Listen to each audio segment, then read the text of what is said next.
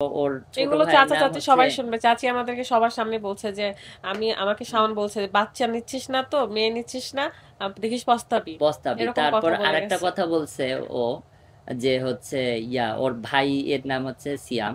তো বলছে যে মা দেখিস, আমি যেগুলা স্বপ্ন তোর পূরণ করতে পারিনি সেগুলা সিয়াম সিয়াম করবে। পূরণ করবে।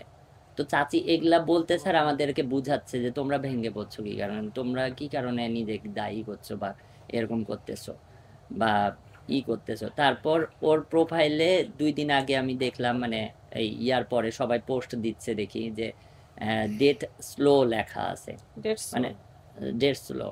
তো হচ্ছে মৃত আত্মা। দেখেন ও 3 দিন আগে ওটা লেখছে।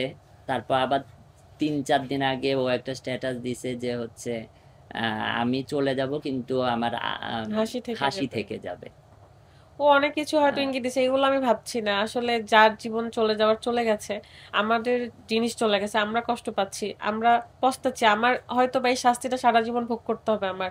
এটাই যে আমি হয়তো বা আমার জন্য হয়তো বা তার জীবন গেছে। ট্যুর যদি প্ল্যান না করতাম তাহলে হয়তো তার জীবন যেত না। সবকিছুই ভালো ছিল, আসার পথে জীবনটা চলে গেল। আচ্ছা তো বিপ্লব, আমরা একটু জানি যে এদিকে তাকাই একটু বলবেন আপনি সবকিছু উপরওয়ালা। বরং সে কেউই আমাকে দোষারোপ বলতেছে কি করেনি। যে, মানে আমি লাস্ট দিন যেদিন আসি সেদিন ওকে কবর টবর দিয়ে বাসায় আসছি। রাত্রে গল্প করতেছে আমাকে চাচি যে দেখো বাবা, তোমরা নিজেদেরকে অপরাধী ভেবো না, কারণ শাওন হয়তো বা 40 দিন আগেই বুঝতে পারছে যাবে। এই কারণে ও কিন্তু হাসি খুশি থাকে, কিন্তু লাস্ট এই 1 মাস ও এতটাই খুশি আর এতটা হাসি খুশি, যেটা মানে বলার বাহিরে। এবং চাচিকে এই সময় এসে বলছে যে, মানে আম্মা তুমি একটা বোন নাও। তো চাচি নাকি হাসছে যে এই বয়সে আমি বাচ্চা কাচ্চা নিব। তো ও বলতেছে যে এই দেখো আমি যে বলতেছি তুমি বাচ্চা কাচ্চা নিচ্ছ না, এক সময় পস্তাবা, এই কথা বলছে।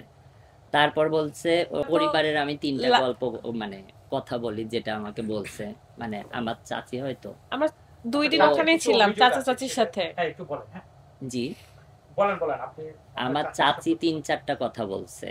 তো মানে আমার চাচি কিন্তু আমাকে একটা বারও দোষারোপ করেনি।